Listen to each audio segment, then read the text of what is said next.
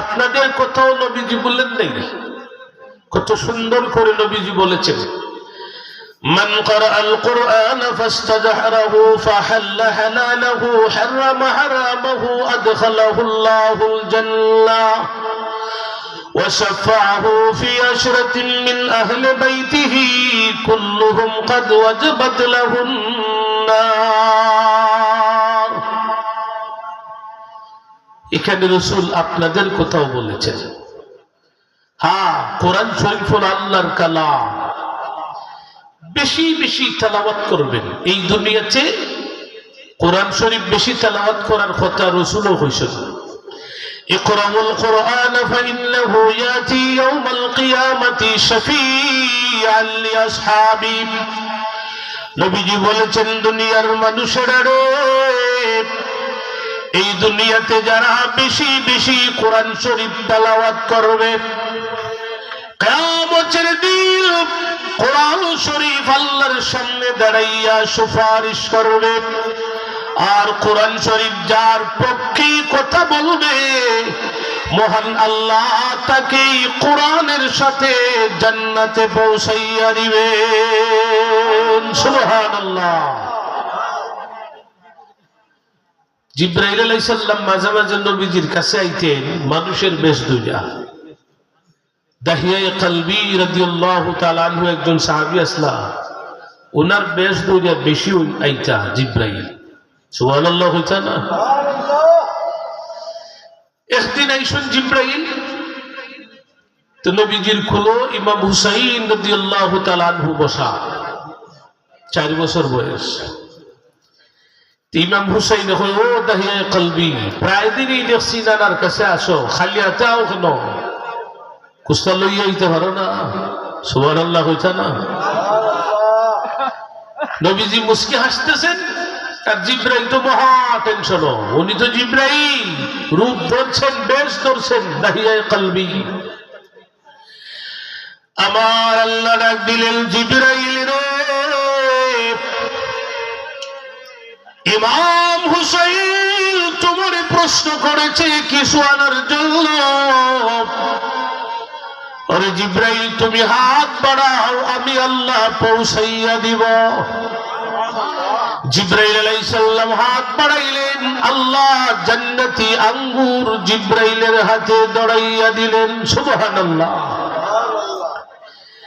এখন তো জিবরাইল আলাইহিস সালাম মহা খুশি, আঙ্গুর দিছেন ইমাম হুসাইনের কাছে। ইমাম হুসাইন রাদিয়াল্লাহু তাআলা আনহু এই আঙ্গুরে 3 ভাগ করছেন, 1 ভাগ নিজের লাগি, 1 ভাগ নবীজির লাগি, আর 1 ভাগ দিছেন দাহিয়া কলবিরে। উনি তো দাহিয়া কলবি নয়, উনি জিবরাইল। তো ফেরেশতারা তো পেটও নাই, খানিও নাই, ঠিক না বেঠি? এরা খানি উনি নাই। ওয়া নাহনু নুসাব্বিহু বিহামদিকা ওয়া নুকদ্দিসু লাক। 24 ঘন্টা আল্লাহর তাসবিহ পড়ে। সুবহানাল্লাহ বলেন। এখন ইমাম হুসাইন রাদিয়াল্লাহু তাআলা আনহু তাকাইয়া দেখতেছেন, ইমাম হুসাইনও খায়, নানাও খায়, আল্লাহর হাবিবও খাইতেছেন, জিবরাইল তো খায় না। ইমাম হুসাইন বলেন, ও দাহিয়া কলবি, আমিও খাইতেছি, আমার নানাও খাইতেছেন, তুমি খাও না কেন? এবার আল্লাহ ডাক দিলেন, হে জিবরাইল, ইমাম হুসাইনকে দেখাইয়া দেখাইয়া তোমার মুখের ভিতরে আঙ্গুর ঢুকাও, পরের সমস্যা সমাধান করব আমি আল্লাহ। সুবহানাল্লাহ। তো জিবরাইল মাঝে মাঝে আইতা। একদিন বৈশন নবীজির কাছে, ওই সময় নবীজির এক সাহাবী আসতেছেন, উনার নাম হযরত আবু যর গফারি রাদিয়াল্লাহু তাআলা আনহু।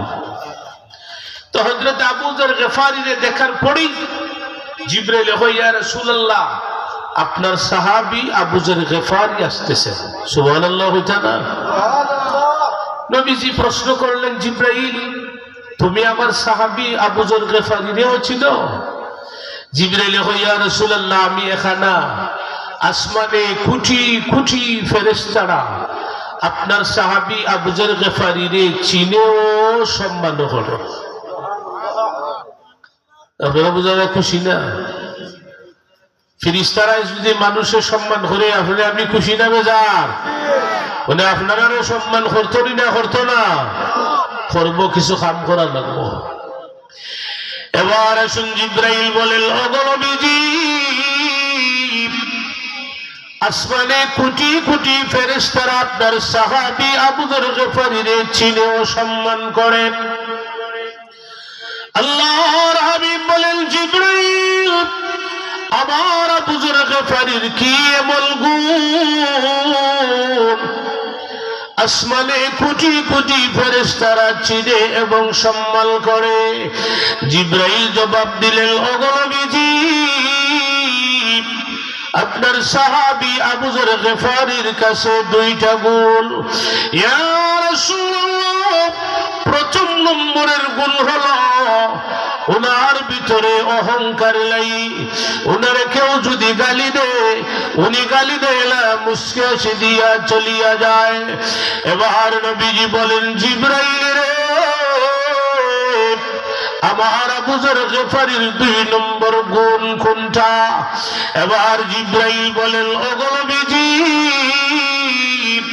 আপনার সাহাবী আবু যর গফারীর 2 নম্বর গুণ হলো উনি বেশি বেশি করে কুল হুয়াল্লাহ সূরা তেলাওয়াত করে। আপনি আমি কুল হুয়াল্লাহ সূরা পারিনি না? পারি না? বেশি বেশি তেলাওয়াত করব। এক সাহাবী ইয়া রাসূলুল্লাহ, কুল হুয়াল্লাহ সূরারে আমি ভালোবাসি।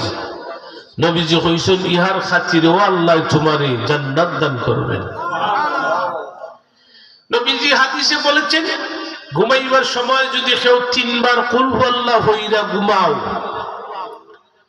এক কোরআন শরীফ খতম করার সমান সওয়াব দিবেন আল্লাহ। সকলে হইরা ঘুমাইবা তো ইনশাআল্লাহ? সবাই জুড়ে হও ইনশাআল্লাহ। চেষ্টা করব, বিশেষ করে যুবক ভাই, আপনারা কুল হুয়াল্লাহ 3 বার হইরা ঘুমাইবা।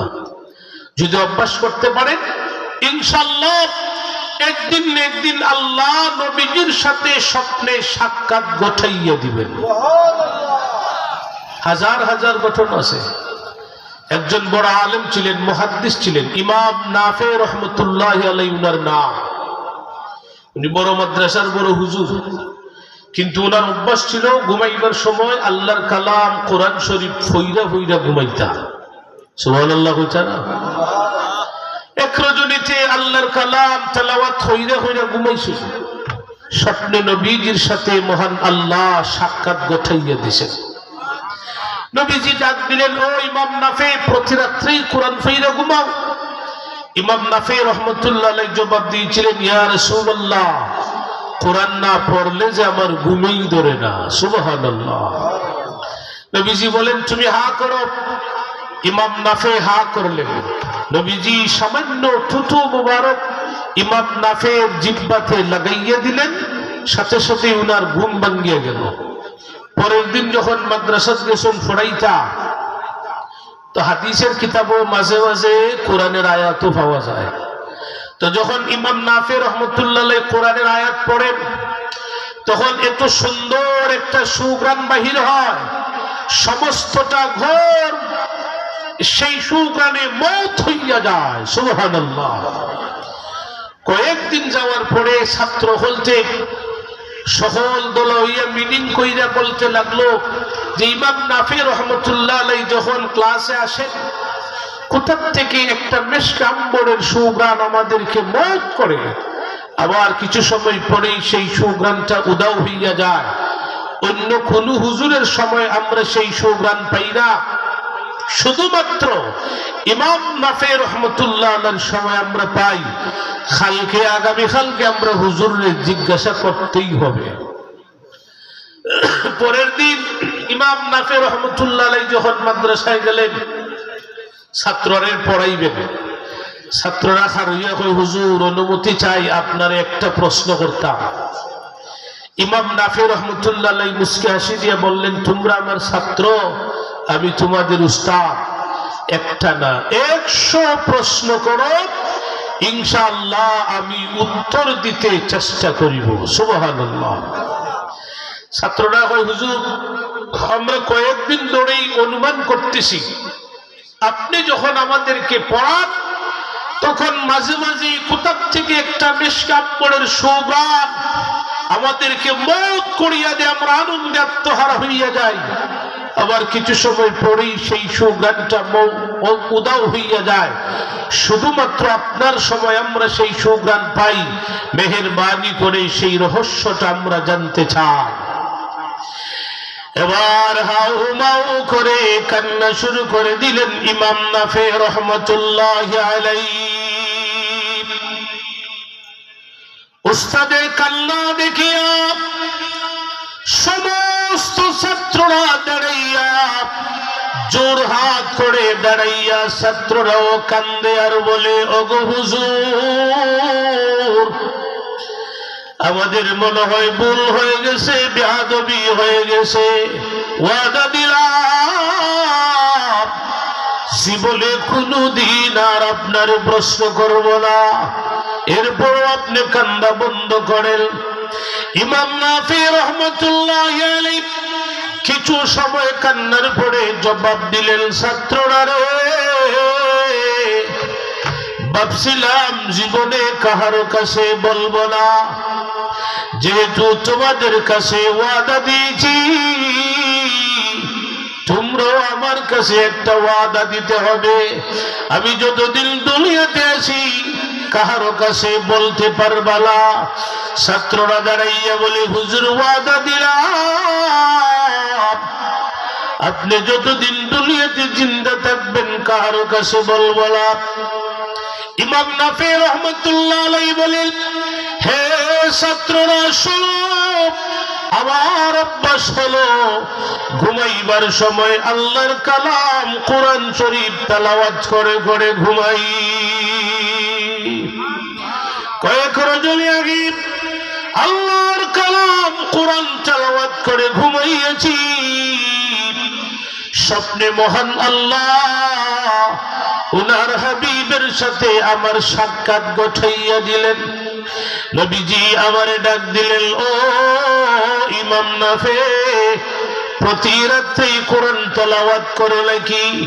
জবাব দিয়েছি, ওগো নবীজি কোরআন তেলাওয়াত না করলে যে আমার ঘুমে ধরে না। আল্লাহর হাবিব বলেন, তুমি হা করো। আমি হা করেছি। সামান্য থুতু মুবারক নবীজি আমার জিহ্বাতে লাগাইয়া দিলেন। ছাত্ররা রে এরপর থেকেই আমি ইমাম নাফি যখন যেটাই আল্লাহর কালাম তেলাওয়াত করি তখন আমার মুখের ভিতর থেকে আল্লাহর হাবিবের থুতু মুবারকের সুঘ্রাণ বাহির হয়।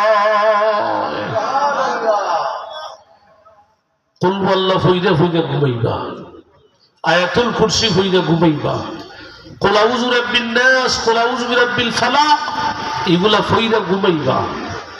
আয়াতুল কুরসি ফইদা যদি ঘুমান সারা রাত